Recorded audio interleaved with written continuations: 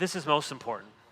We should have the same confidence in the Bible that Jesus had. The same confidence in the Bible that Jesus had. It would be good to turn to at least one text before we finish. Matthew 19.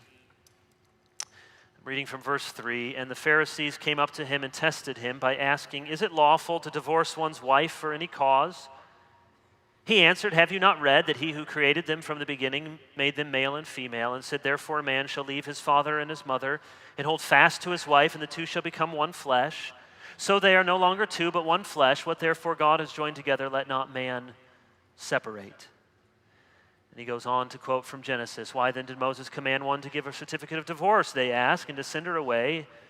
He said to them, "Because of your hardness of heart, Moses allowed you to divorce your wives, but from the beginning it was not so. And I say to you, whoever divorces his wife except for sexual immorality and marries another commits adultery." You know the context. You know there were a plurality of opinions.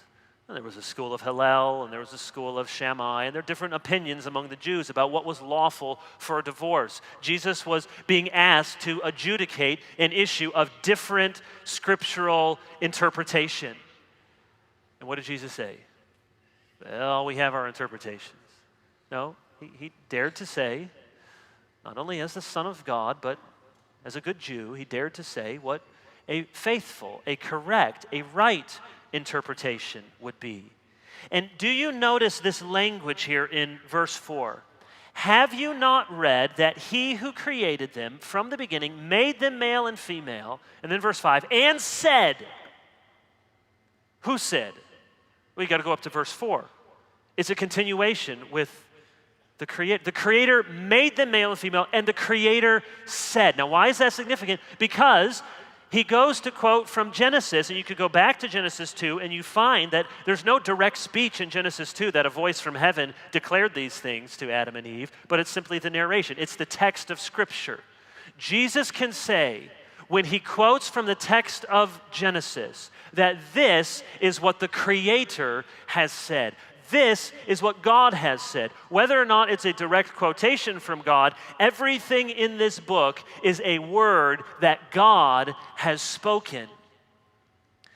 Now, why is that significant for this issue of clarity and pervasive interpretive pluralism? It's significant for this reason. The question is not really, first of all, epistemological. You know, epistemology is how do we know what we know? Before it is an epistemological question, it is a theological question.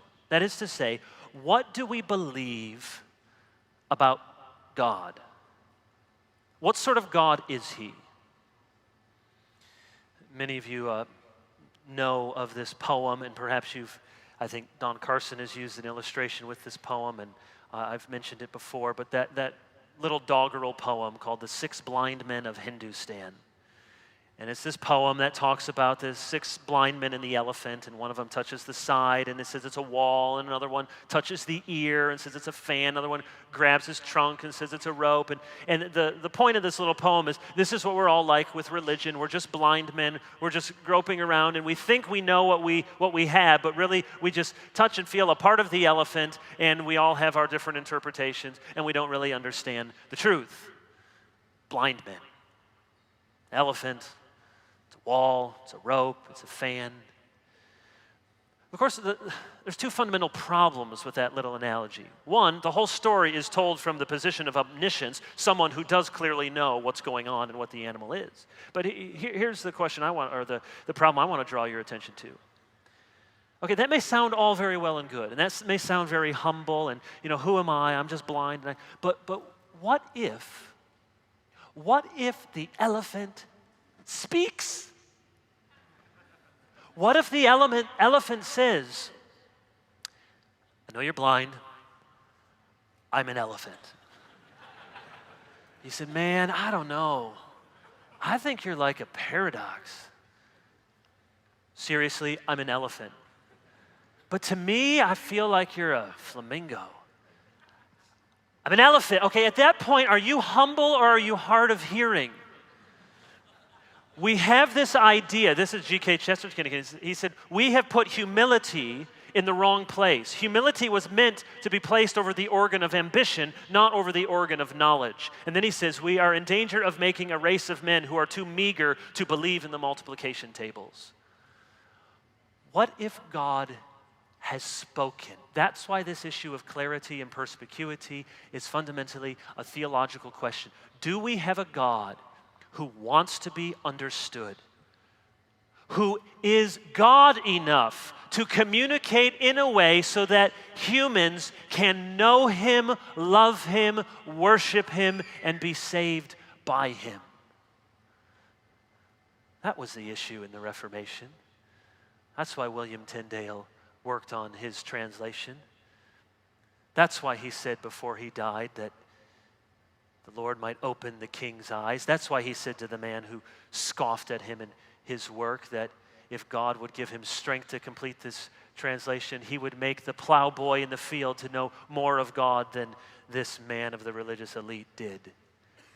Because God is a God who wants to be known and is God enough to make himself known even to fallible, fallen human beings. So it may sound very humble to say, I just don't want to put God in a box and all I have are my interpretations and I'm not smart enough to understand. But is God smart enough to be understood? That's the question.